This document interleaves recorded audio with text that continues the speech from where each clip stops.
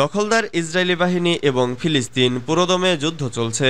জানিয়ে দেব হাতে থাকা সর্বশেষ আপডেট আন্তর্জাতিক সংবাদ। প্রথমে সংবাদ শিরোনাম, ইসরায়েলে ১.৫ শতাধিক রকেট হামলা।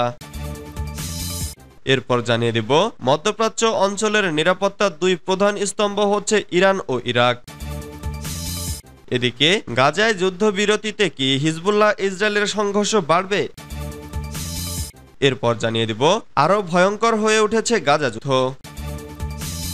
আরো জানিয়ে দেব যুক্তরাষ্ট্রে গৃহযুদ্ধের শঙ্কা সতর্ক করল কানাডীয় সংস্থা।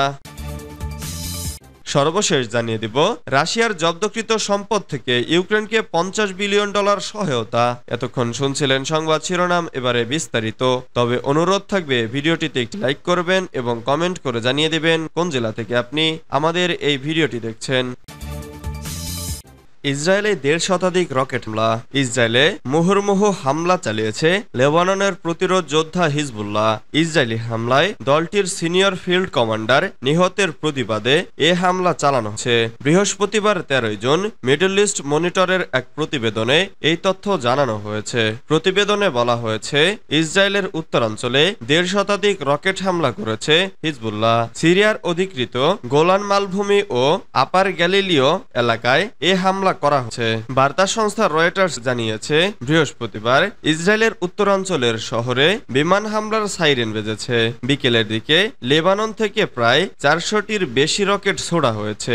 ইসরায়েলি সংবাদ মাধ্যম কানের প্রচারিত ফুটেজে দেখা গেছে লেবাননের সীমান্ত থেকে প্রায় ১২ কিলোমিটার দূরে সাফেদ সহ বিভিন্ন শহরে অসংখ্য রকেট প্রতিহত করা হয়েছে। ইসরায়েলের জাতীয় অ্যাম্বুলেন্স পরিষেবা জানিয়েছে ক্ষেপণাস্ত্রের শার্পলেনের আঘাতে ২ জনের মৃত্যু হয়েছে। লেবানন থেকে ছোড়া ক্ষেপণাস্ত্র খোলা মাঠে পড়েছে। এতে বেশ কয়েকটি এলাকায় দাবানল ছড়িয়ে পড়েছে।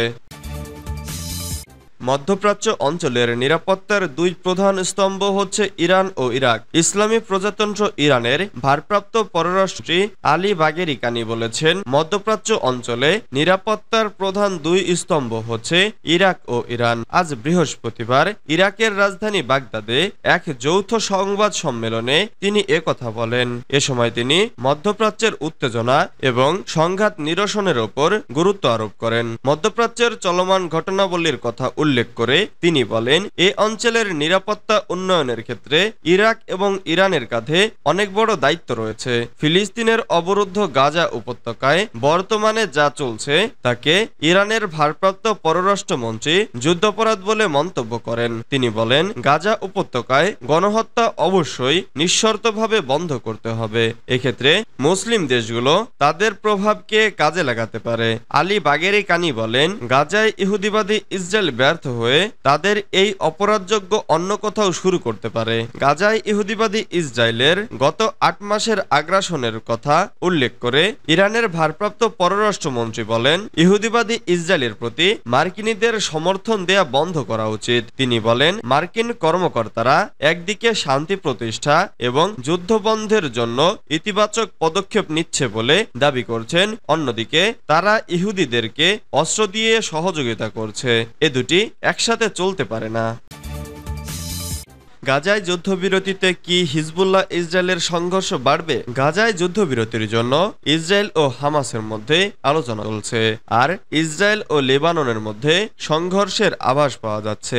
বুধবার ১২ জুন উত্তর ইসরায়েলের সীমান্ত জুড়ে ২০০টির বেশি ক্ষেপণাস্ত্র এবং রকেট নিক্ষেপ করেছে হিজবুল্লাহ। এর আগের দিন হিজবুল্লাহ কমান্ডার তালেব আবদুল্লাহকে হত্যা করেছে ইসরায়েলি সেনাবাহিনী। গাজায় যুদ্ধবিরতি কি তাহলে হিজবুল্লাহর সঙ্গে ইসরায়েলের উত্তেজনা ডেকে আনছে? কাতার ভিত্তিক সংবাদ মাধ্যম আল জাজিরা এ নিয়ে এক প্রতিবেদন প্রকাশ করেছে। গাজা যুদ্ধবিরতি ইসরায়েলের সামরিক ফোকাসকে লেবাননে স্থানান্তর করতে পারে, কারণ ৭ অক্টোবরের পর থেকেই হিজবুল্লাহর সাথে সংঘর্ষে জড়িয়ে পড়েছে ইসরায়েল। বিশ্লেষকরা বলেছেন, এটা শুধুই প্রতিশোধমূলক নাও হতে পারে। হিজবুল্লাহর প্রতিটি হামলার জন্য ইসরায়েল লেবাননে ৫টির বেশি হামলা চালিয়েছে। ইসরায়েল এই সময়ে ৩০০ হিজবুল্লাহ সদস্য ও 70 জনের বেশি বেসামরিক নাগরিককে হত্যা করেছে। আর ইসরায়েল বলেছে তাদের 15 সেনা ও 10 বেসামরিক লোক নিহতছে। অবশ্য বিশ্লেষকরা বিশ্বাস করেন গাজায় যুদ্ধবিরতি ছাড়াই লেবাননের বিরুদ্ধে সংঘর্ষ চালিয়ে যাওয়ার চেষ্টা করবে ইসরায়েল। উত্তর ইসরায়েলের ওই সীমান্তে ইসরায়েলি বাহিনী অভিযান শুরুর পর থেকে অন্তত 90,000 মানুষ বাস্তুচ্যুত হয়েছে। ওই সীমান্তে বেসামরিক নাগরিকরা ফিরে আসার আগেই হিজবুল্লাহকে পিছু হটার ব্যবস্থা করতে হবে বলে মনে করছেন রাজনৈতিক ব্যক্তিত্বরা। আরো ভয়ঙ্কর হয়ে উঠেছে গাজা যুদ্ধ। যুক্তরাষ্ট্র যুদ্ধবিরতি চুক্তি প্রক্রিয়া শেষ করতে চাওয়ার ঘোষণার মধ্যে মারাত্মক যুদ্ধ পরিস্থিতিতে ফিলিস্তিনি ভূখণ্ড কাঁপছে। যদিও মধ্যপ্রাচ্য সফর সমাপ্ত করে মার্কিন পররাষ্ট্রমন্ত্রী অ্যান্টনি ব্লিংকেন গতকাল বুধবার বলেছেন গাজা যুদ্ধের অবসান ঘটাতে একটি যুদ্ধবিরতি এবং জিম্মি মুক্তির চুক্তি এখনো সম্ভব। হামাসের মিত্র লেবাননের ইরান সমর্থিত প্রতিরোধ আন্দোলন হিজবুল্লাহ উত্তর ইসরায়েলে রকেট হামলা চালিয়েছে। ইসরায়েলি হামলায় হিজবুল্লাহর একজন সিনিয়র কমান্ডার নিহত হওয়ার একদিন পর তারা এই হামলা চালায়। মার্কিন প্রেসিডেন্ট জো বাইডেনের গাজা যুদ্ধবিরতি রোডম্যাপ প্রচারের জন্য একটি সফরের শেষ পর্যায়ে দোহায় ব্লিংকেন বলেছেন মার্কিন যুক্তরাষ্ট্র চুক্তিটি শেষ করতে আঞ্চলিক অংশীদারদের সঙ্গে কাজ করবে। হামাস মঙ্গলবার মধ্যস্থতাকারী কাতার এবং মিশরের কাছে তাদের প্রতিক্রিয়া জমা দিয়েছেন এবং ব্লিংকেন বলেছেন প্রস্তাবিত সংশোধনীর কিছু কার্যযোগ্য এবং কিছু সম্পাদনযোগ্য নয়। হামাসের একজন সিনিয়র কর্মকর্তা ওসামা হামদান বলেছেন তারা একটি স্থায়ী যুদ্ধবিরতি এবং গাজা থেকে ইসরায়েলি সৈন্যদের সম্পূর্ণ প্রত্যাহার চেয়েছে। ইসরায়েল এই দাবি প্রত্যাখ্যান করেছে। যুক্তরাষ্ট্রে গৃহযুদ্ধের সংখ্যা সতর্ক করল কানাডীয় সংস্থা।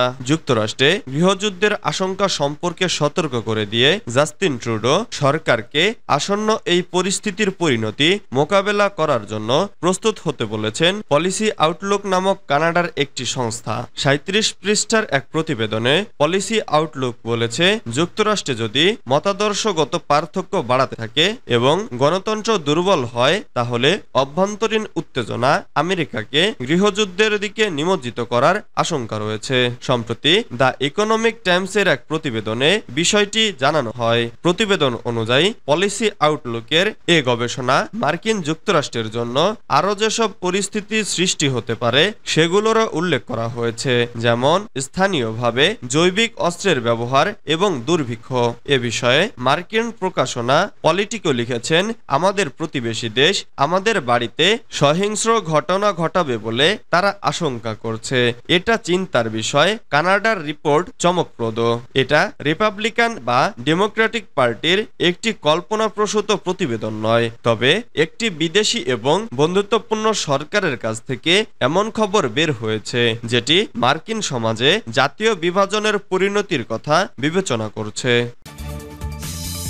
রাশিয়ার জব্দকৃত সম্পদ থেকে ইউক্রেনকে $50 বিলিয়ন সহায়তা। রাশিয়ার বিরুদ্ধে লড়াই চালিয়ে যেতে মস্কোর জব্দকৃত সম্পদ থেকে $50 বিলিয়ন কিয়েভকে সহায়তা দিতে রাজি হয়েছে G7 দেশগুলো। খবর বিবিসির। বৃহস্পতিবার 13 জুন দক্ষিণ ইতালির পুগলিয়াতে শীর্ষ সম্মেলনের একটি যৌথ সংবাদ সম্মেলনে বক্তৃতাকালে বাইডেন বলেন $50 বিলিয়ন ঋণ ইউক্রেনের কাজে লাগানো হবে এবং পুতিনকে এই বার্তা পৌঁছাবে যে আমরা থেমে যাচ্ছি না। বাইডেন জোর দিয়ে বলেন পুতিন আমাদের মধ্যে বিভেদ তৈরি করতে পারবে না। যতদিন ইউক্রেন রাশিয়াকে পরাস্ত না করছে ততদিন আমরা কিয়েভের পাশে থাকব। যুক্তরাষ্ট্রের প্রেসিডেন্ট জো বাইডেন বলেছেন এর মধ্য দিয়ে রাশিয়াকে আবার মনে করিয়ে দেওয়া হলো আমরা পিছিয়ে যাচ্ছি না। এই অর্থ বছরের শেষ নাগাদ পাওয়া যাবে বলে আশা করা হচ্ছে।